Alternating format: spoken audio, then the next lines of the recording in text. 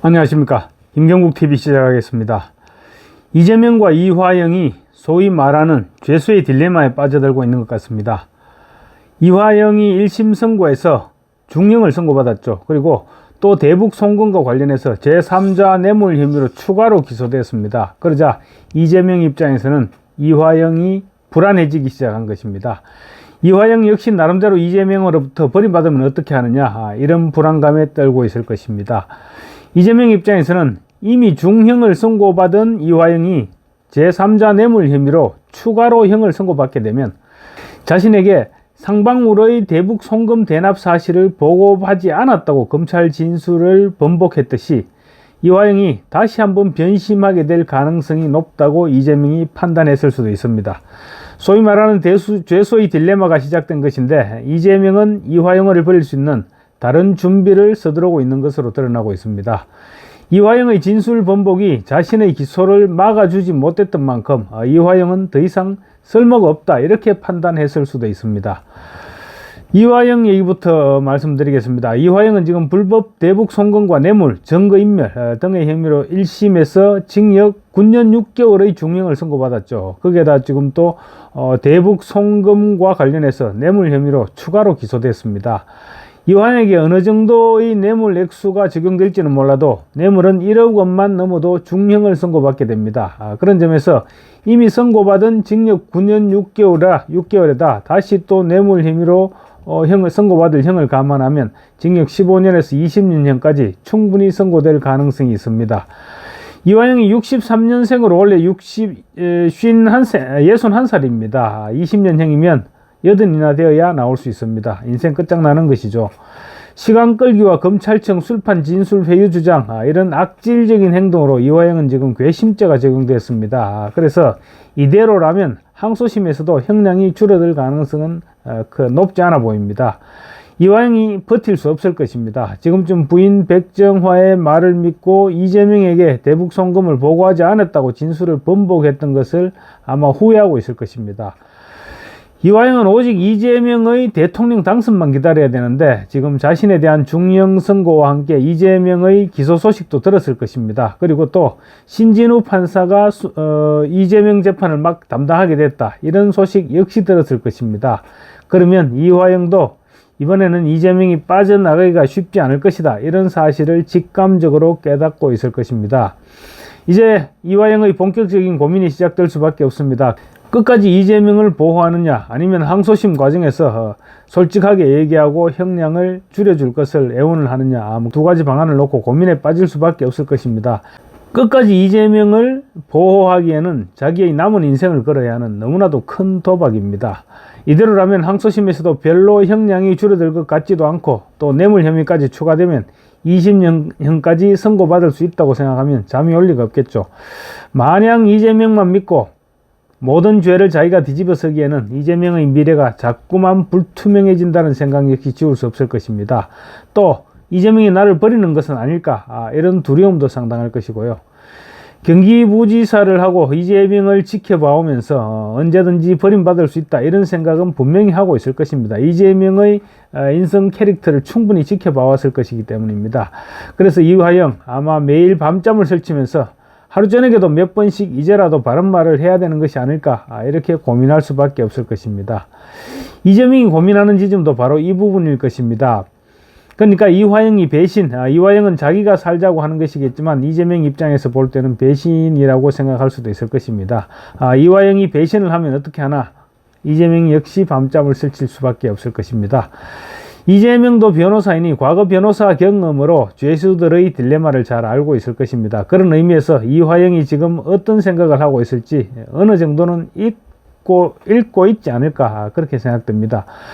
이화영이 지금쯤 부인 백정화의 설득으로 진술을 번복한 것을 땅을 치고 후회하고 있을 것이라는 사실을 이재명도 알고 있을 것이란 얘기입니다.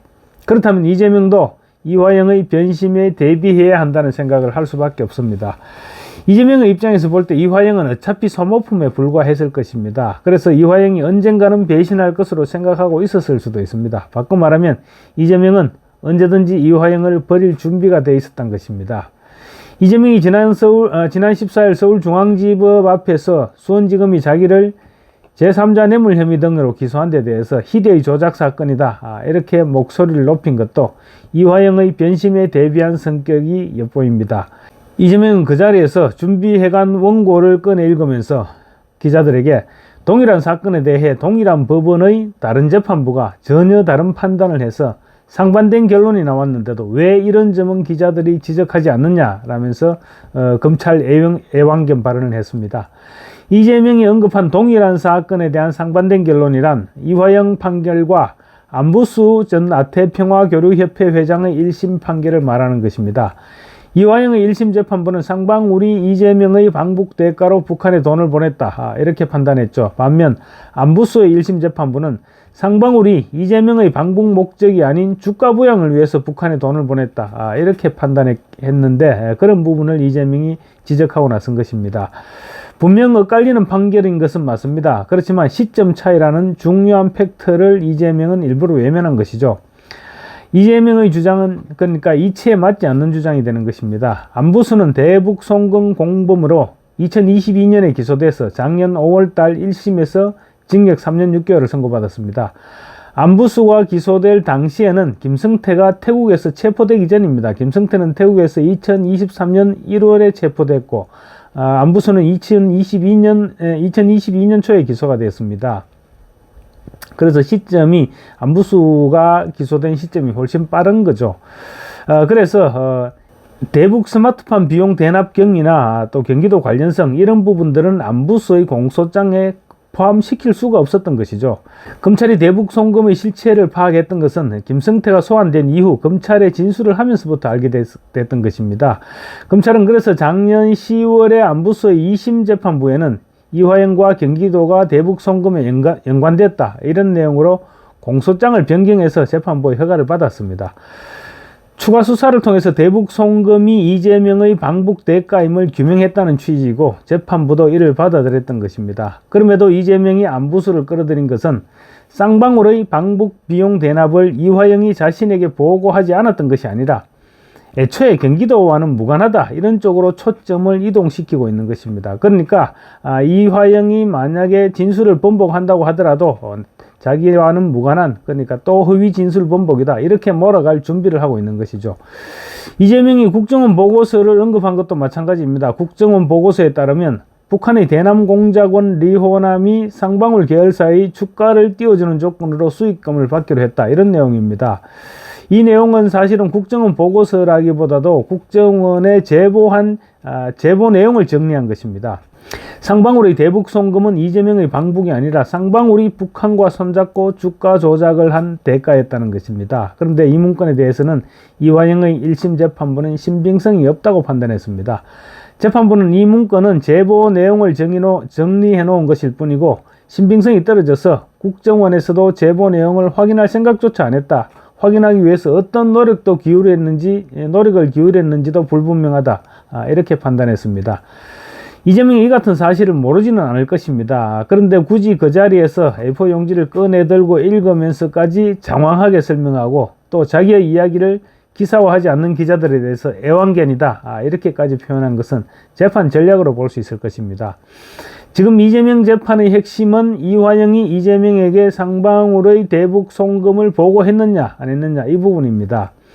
이와 관련 이미 이화영의 1심 재판을 통해서 이재명이 최소 17차례 대북 사업 관련해서 보고를 받았고 또 김성태와 2차례나 전화 통화를 통해서 대북 송금 대납 사실을 이재명이 알고 있었던 것으로 요약되고 있습니다. 따라서 이재명이 보고했다고 진술했다가 그런 적이 없다고 1차 번복에서 지금까지 끌고 온 이화영의 진술로 이재명의 연루 의혹을 차단하는 데는 실패한 셈입니다. 중형선고로 멘붕에 빠져있을 이화영이 태도를 바꿔서 쌍방울의 대북 송금 대납 사실을 보고했다고 진술을 번복하게 되면 이재명에게는 치명타가 될 수밖에 없는 만큼 이재명 측에서는 대비하지 않을 수 없게 된 것입니다.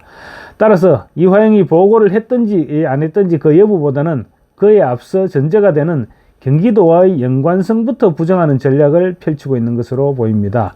이재명도 이제 이화영을 믿지 못하는 죄수의 딜레마가 시작된 것입니다. 배준우 SBS 기자는 어제 SBS 뉴스 스튜디오에 출연해서 안부수 판결문을 바탕으로 검찰과 피고인 측 변호인, 사건 관계자들까지 접촉을 해서 사실관계 확인과 검증을 하기 위해서 최선을 다하고 있는 기자들을 향해서 검찰 받아쓰기다, 애완견이다 그렇게 얘기하는 것은 일종의 프레임 씌우기가 아닌가 생각이 든다. 이렇게 분석했습니다.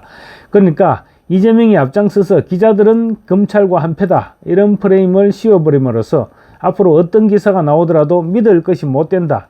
말하자면 선제 공격으로 보인다는 것입니다. 한때 이재명의 척건이었던 유동규 씨는 이와 관련해서 이재명에게 이화영은 이미 타버린 연탄이다. 이제 버리는 수순인데 이화영 본인만 그것을 모르고 있다는 것이다. 이렇게 주장했습니다. 제가 봐도 이재명이 이화영을 끝까지 지켜준다든가 뭐 그런 일은 없지 않을까 이렇게 생각되기는 합니다. 이제 이재명과 이화영이 결별하는 날도 얼마 남지 않았을 것으로 보입니다. 그나저나 이재명이 이화영을 버리고 나가는 것을 보면 정진상과 김용도 뭔가 느끼는 바가 있지 않을까 싶습니다. 감사합니다.